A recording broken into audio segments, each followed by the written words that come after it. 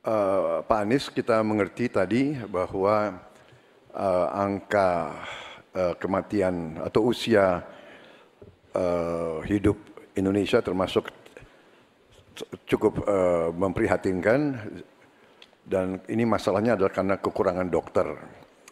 Apakah Bapak setuju dengan gagasan saya untuk secara besar-besaran mengirim 10.000 anak-anak kita ke luar negeri dengan beasiswa penuh untuk belajar kedokteran dan sains, teknologi, dan engineering mathematics sebagai langkah darurat untuk mengatasi kesulitan ini dalam waktu yang sesingkat-singkatnya. Terima kasih. Masih ada waktu Bapak? Cukup? Silakan Bapak Anies Baswedan untuk langsung menjawab pertanyaan dari Bapak Prabowo Subianto. Waktu Bapak 2 menit untuk menjawab, silakan. Iya. Prinsip untuk meningkatkan kompetensi kami setuju Pak. Karena kompetensi yang meningkat bagaimanapun juga akan bermanfaat. Nah, isunya adalah kita harus melihat apa yang menjadi urgen hari ini. Dan di situ harus berbicara dengan siapa? Berbicara dengan stakeholder. Negara punya kewenangan, tapi sekali lagi pengetahuan dan situasi di lapangan kita harus berbicara dengan stakeholder. Siapa itu? Asosiasi profesi, kemudian Kementerian Kesehatan, dinas di daerah, kemudian para aktivis, para pengamat, para pakar. Kumpulkan datanya, lihat apa yang menjadi kebutuhan. Sehingga kita bukan meloncat langsung ini adalah yang dibutuhkan. Kenapa? Karena seringkali yang kita anggap sebagai kebutuhan belum tentu di lapangan itu menjadi kebutuhan. Tapi prinsip pengembangan kompetensinya setuju Pak. Dan bila memang diharuskan untuk belajar ke luar negeri, maka go ahead. Tapi bila dibalik, profesor yang dibawa ke sini, institusinya dibawa ke sini juga tidak masalah. Karena dengan begitu proses belajar itu akan terjadi. Jadi kami melihat pengembangan kompetensi itu baik.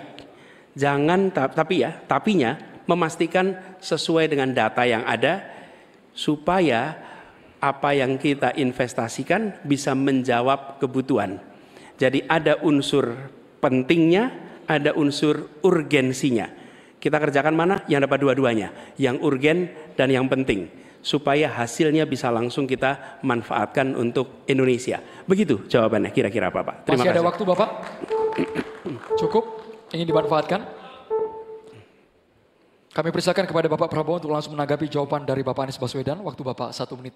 Baik, saya kira Pak Anies, saya kira masalahnya adalah datanya sudah cukup jelas bahwa kita kekurangan 140.000 dokter. Sebagai contoh, di Atambua ada satu rumah sakit yang seharusnya ada 16 dokter, dokternya hanya 1 orang. Jadi dia kewalahan, dia harus melayani 3 kabupaten. Jadi bagaimanapun pemerintah saya kira harus ambil tindakan-tindakan yang cukup darurat.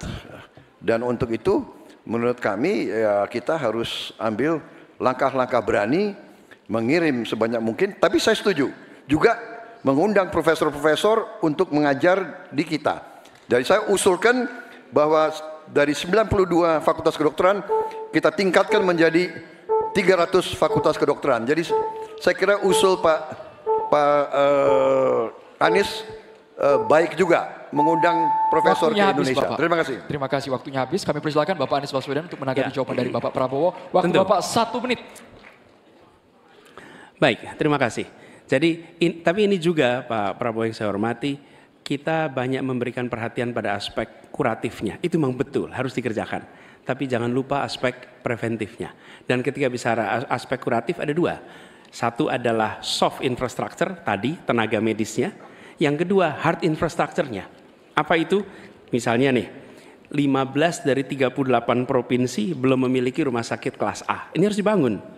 Kemudian 171 kecamatan di 8 provinsi ini belum memiliki puskesmas. Jadi kita harus memikirkan dua-duanya Pak. Soft infrastructure, manusianya, hard infrastructure, dan jangan lupa itu semua adalah efek dari pola hidup yang tidak, salah satunya efek pola hidup yang tidak sehat. Tidak, karena itulah promotif preventif itu penting. Sehingga kita tidak hanya mengobati tapi juga mencegah. Demikian.